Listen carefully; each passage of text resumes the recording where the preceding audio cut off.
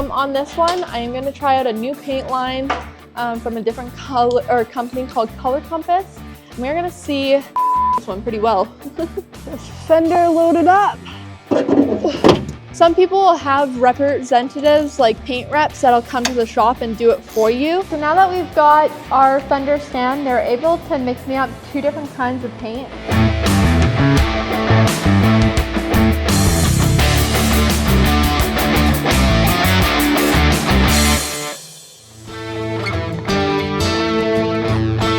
Alright guys, today we're going to be talking about paint match. A lot of times when you get a vehicle in your shop, you're not doing a full paint job, which means you have to paint match the existing paint, which sounds easy enough because most vehicles have a paint code or something listed on the side of them, but it's never actually quite that easy. Each manufacturer will kind of spray a different color, even though they all look really the same. They're always out by a little bit. So we have these other things called variants, and that's what that would relate to. So even though it's the same paint code, it's blazer blue, it's gonna have a lot of minor variation manufacturer to manufacturer or paint can to paint can. We have to leave room for a blend, but even with blends, your color has to be really similar. So how do we guess that color or that variant? Well, doing it by eye, if you have the paint chips, is a way that we always used to do it. We'd spray out a couple different variants on a spray card and we'd keep those with the part or with the mixing ratios on the backs. And then lots of times the variants are going to be like BL variant, which would mean like bluer, yellower, or it's going to be lighter, darker, or it's going to be lighter flop. And there'll be like slight differences that are actually differences for the mixing ratios inside the paint of what pigment they want. So it can be really difficult. New ICBC shops now, everybody has a camera, and basically it's a high-tech camera that takes a really close-up picture of the paint and sees what metallics is in it, and it'll give you the paint code and the best match for that paint code. Obviously, even the cameras aren't 100% accurate, but they get us as close as we can to the original color. I don't own one of those paint scanners. They're super expensive, but most ICBC or collision shops have them because they're a production shop, so it's more feasible for them to have one. So in my case scenario, I'm actually gonna have to take this fender off and bring it to Lorco to have them scan it so I can get a paint code. I don't think I'm going to be using Lorco's paint line on this one. I am going to try out a new paint line from a different color or company called Color Compass. And we're going to see if that's going to be better for me. They have something called Luma base, which I've never sprayed before, but that was their recommendation for me for what I do. So we're gonna try it out. This fender already has to come off. Obviously, you guys can see it's a big dent. Some people will have representatives like paint reps that'll come to the shop and do it for you. The new Color Compass people I'm gonna be going through, they did offer that, but I have to tell them in advance, which I didn't know until this truck was already in my shop. Give them a shout, and then on Tuesdays they can come in and scan whatever paint I need them to scan. This truck's going to be a full paint job. I'm not too worried about the paint match, but you still want it to match in the inners because I'm not going to be painting the inners. And it's always good to keep in mind when you're doing a project like this, pre-planning. So a lot of times it would be easier to take something like a fuel door off and then take that into Lorco and get it paint scanned. This truck, one, doesn't have a fuel door because it doesn't have a box. If I were doing a blend panel, if I took a paint match off of the box, but I was painting this front fender and matching it up to the door, the color on the box might have been resprayed at one point or another. That one, you just have to remove a clip, pull that clip off, and then these pop right off. That the back of the box actually might be a different color than the front of your truck, and you would never be able to perceive that with your eye. You never know what's already been repainted. So when you're doing a paint match, especially if you're doing a blend, like if I were going to replace this fender and blend the door, I would want to make sure that I took a paint match off of the door so that I knew that the adjacent panel was going to be the same color that I'm spraying and blending on this. Even if you matched it to color on your vehicle, you would not believe how different it could be. I don't know how to get this guy out. What size is that? I am so bad with metric because I never use it. I guess maybe a 13 mil. Gonna have to invest in some metric tools, I think. I have a few sets, but not enough. But most of what I do is restoration, so it's all standard. Anyways, back to paint match. The other crazy thing about paint match, and the reason that we need to do blend panels, even if you get the color exactly spot on, is that every single person that sprays paint sprays it differently, different pressures, different distance, different whatever, and you will never be able to replicate what somebody else has sprayed. So that's why we need a blend area, and blend areas are generally 18 inches from the edge of the repair. So if this was all body work, I would measure 18 inches out, and that's how much I would need to create a proper blend that you weren't gonna be able to see by eye, to make sure that it looked nice and cohesive with the rest of the panel. And even when I get a color with the scanner, it might not be right, and I don't have a tinting system. So that's always gonna be something that I'm battling with. It was all 8 mils on the top, except for the one pin that held this on. That was a 13 mil, and you needed a deep socket. I'm gonna see if I can get this light out next, whole light assembly out. Another thing is that taking this front fender off, if I take this light assembly out, I'm also gonna have to realign the headlights. So if that's something that you guys would like to see, because I think lots of people that do work on their own don't know that you have to readjust your headlights if you pull them out and put them back in, not the bulbs, but the whole assembly itself. I'm also not sure exactly how Lorca's gonna feel about me just bringing the fender in to get it scanned, because I'm not getting my paint through them, but for this time only, it's gonna be okay, I'm sure. Lorca loves me, I have a good relationship with them, so I'm sure they won't mind. On your own vehicles, and you didn't have a paint gun, but you still wanted to get a paint match for your truck, in something like a turbo can, which is like spray rattle can that actually puts out a good enough fan that they look good when you're done. So that if you guys have a little area that you wanted to respray on your truck just with rattle can, you can actually get paint match rattle cans now, and Lorco can mix them and fill them right in house. So if you guys didn't know that, it's a good tidbit of information for you. So that's popped out. I think that's popped out actually just enough that I don't need to take any more off. We're gonna leave it at that. There's one more bolt in here that goes into the fender. I don't know what size that is. Is it a 8 mil maybe? Yeah, it looks like it might be an 8 mil. 8 mil wrench. Trying to disassemble the least amount of this truck as I have. Obviously, you don't want to spend more time working on something than you have to or that you quoted the client. Paint match is really important. Blends are really important. And the science behind mixing paint becomes really important, especially when you're doing small repair jobs.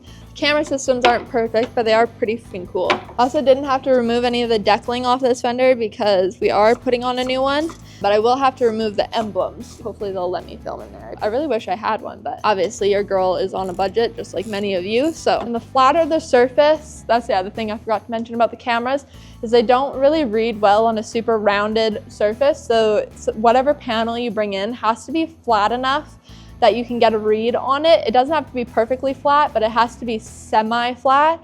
So when we go to read this, I'm assuming that they'll probably put the camera here because this is the flattest spot on the fender, or maybe back here. We will see. This area is really nice, so I figured that they'll probably scan it there. All right, we got those bolts undone. Some damage and paint chipping in here. This one pretty well. The other thing that comes with putting on new fenders as well is that we're gonna have to paint the inner, and we won't be able to paint the inner while it's on the truck. So I'll have to paint the inner off of the truck and then put the fender on and spray the outside. And I know that kind of tab it off and have to spray it and then spray it again, but I can't just spray color on the inside and the outside of the fender and put it back on. Because again, blend areas, and even though I said earlier that you'll never be able to replicate another sprayer's, you'll actually never be able to replicate your own spray either. So if you spray this fender off of this truck, inner and outer, which would be the easiest and fastest, and then put this on the truck, and then I went and sprayed the rest of the truck, even though it's me spraying it in the same can of paint, it'll look different but matched. So it's really important to have everything assembled when you go to paint so that all of your panels match side by side. Now, if this was a solid color with no pearlescence, you can actually get away with that. But because this is silver and it's got a lot of like pearl flake shiny specks in it, those are gonna lay down differently for any little variation in air temperature, humidity, paint thickness is gonna mess with how these metallics lay down. And so even though you're redoing it, same paint gun, same everything, it'll look different panel to panel just by how these lay. So it's important to have the whole vehicle assembled when you go do any blend jobs or any paint jobs, unless it's a solid color. If you're butt matching a solid color, it still can be difficult because you have to get this color spot on.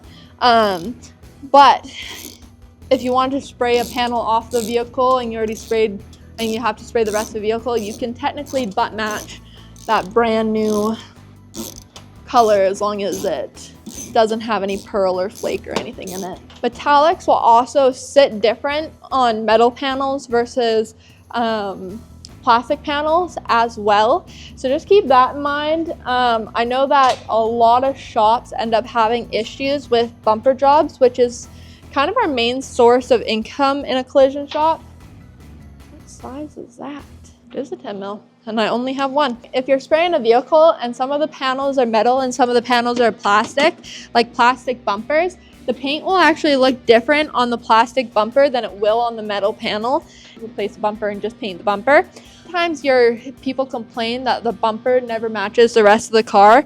They get repainted multiple times. After they've been repainted, people still aren't happy with the color, so then they blend onto the fenders and the hood, and the paint color is still different because the paint match is bad, that the bumper looks like a completely different color than the car. Because plastic has way more static, the pearls actually lay completely different on plastic than they do on metal. Nowadays they have these static guns, but you'll never get the paint to lay down the same on plastic on metal. So you're always gonna have some sort of unhappy customer, and that's from factory. And if you don't believe me, go out to any car in your parking lot. If it's got a plastic bumper and metal fenders, you'll be able to see a difference. Once you see it, you'll never be able to unsee it, but that is just how it is. I didn't find my pry bar, but I found this screwdriver, and that might work for popping these clips off.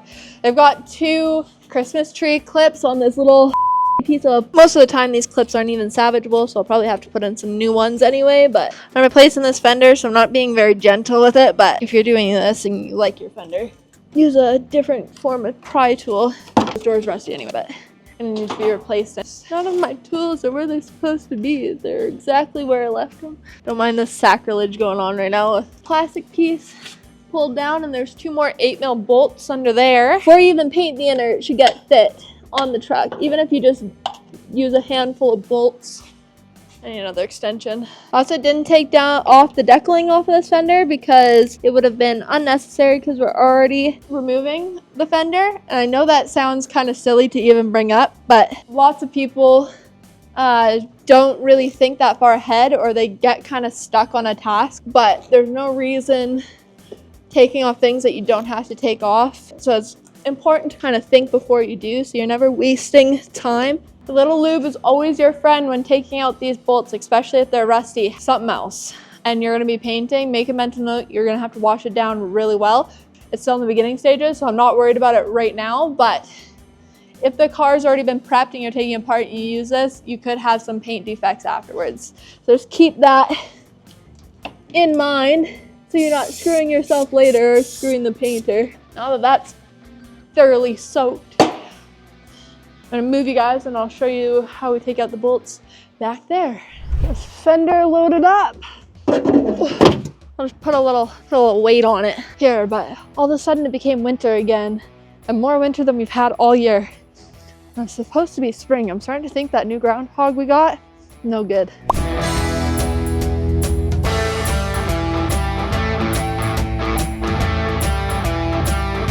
Alright guys, so now that we've got our fender stand, they're able to mix me up 2 different kinds of paint.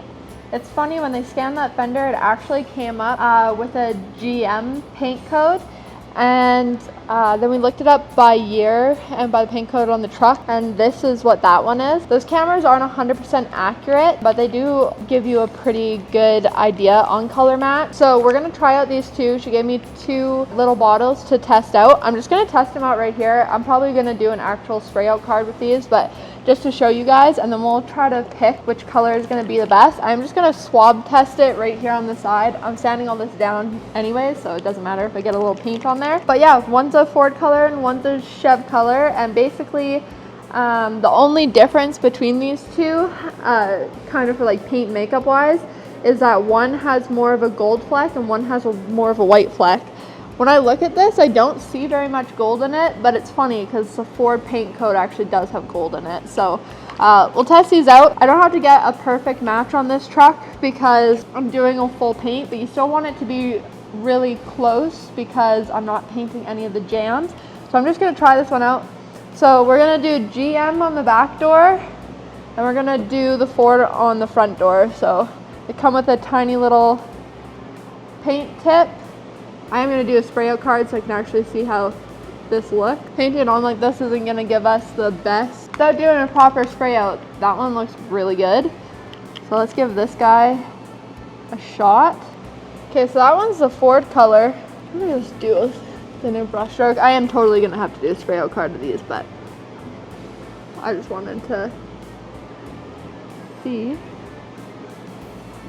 Wow, I'm almost thinking that the GM color is actually closer. Until I do a spray out and see how the metallics sit, I really can't get a good idea, but just from checking it here, I'll show you guys. This one is the Ford color, pretty light. This one here is actually way more similar. This one's too light. This one does not have any gold fleck in it, and this one does. Or no, vice versa. No, it was this way. So yeah, the Ford color doesn't have gold fleck in it, and the Chevy color does. This looks like a way better matte. I'm gonna do a spray out card and holding this panel to see, but that is pretty cool. And if you guys are wondering where I got these from, this is from Lorco. If you guys ever need any touch-up paint mix for your vehicles for like dabbing in rock chips or whatever, they can actually mix you up a custom little bottle of paint for that, and that's why they come with a paintbrush. But yeah, I'm gonna do some spray out cards. Oh, my camera just freaked out for no reason, but I'm going to do some spray out cards and see, but that gives you guys a general idea. I think it's going to end up being the GM color, which is actually what the camera recommended, which would be funny. And I don't mind painting a Ford with a GM color. It'll probably look better. But yeah, so that's it on this video. I hope you liked it. If there's anything that I missed or anything that you guys want to know, drop it down in the comments below. And I'm going to get to doing some spray out cards.